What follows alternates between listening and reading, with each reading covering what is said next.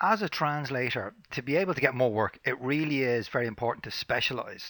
You need to specialize in an industry so you get the terminology and the language, and you also need to specialize in your own native language, of course, as well. So, and that's one of the things that we pride ourselves on in Star. We're very focused on having in-country native speaking translators for the majority of our projects, right?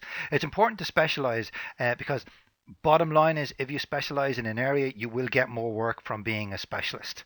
Telling us that you can do, oh, I can do medical, I can do cartoons, I can do games, I can do software, is it makes it very difficult for us to pick who the best person is. If we know you are the best person that we have on our database for cars, then you will get more work in that space, right? So the agencies like ourselves, we like to work with the same translator for same projects, industries, and customers. One of the things that we do in Star is that we assign translators to typical industries, to specific industries and specific customers as well. So you work with those customers for a very long period of time. We don't use a pool of translators, and the advantage of that is that you're working with those.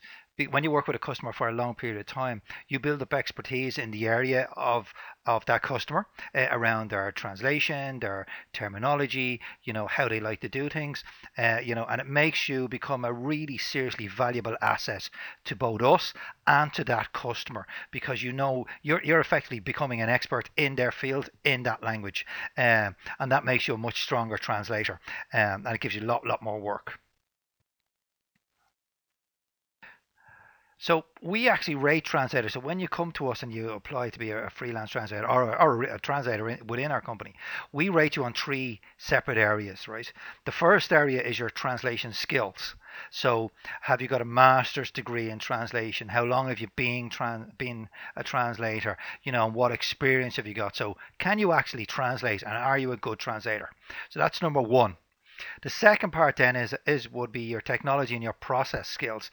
So this is where we'll ask specifically in interviews, we'll ask questions like are you good on HTML? Are you good on Java? Do you know what an InDesign file is? So we're trying to work out what technology you're good at and what skills you have.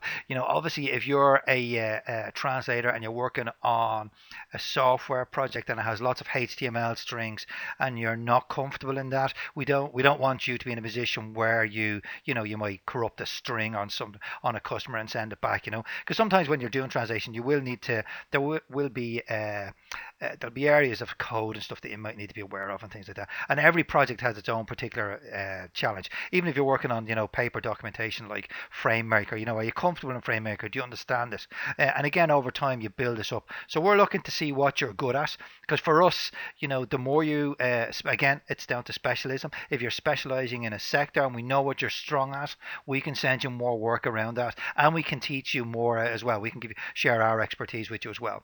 And then finally is the industry skills. From an industry point of view, are you good at cars? Are you good at pharmaceutical? Are you good at software? And we rate people on that. So within our own systems, we have categories that we rate all of our translators on, and that allows us then to pick the best translator for each customer and for each type of project. And in the end, that gives us the highest quality possible, because we know we're investing in the right people, and we're investing in growing your skills around that particular area of expertise as well.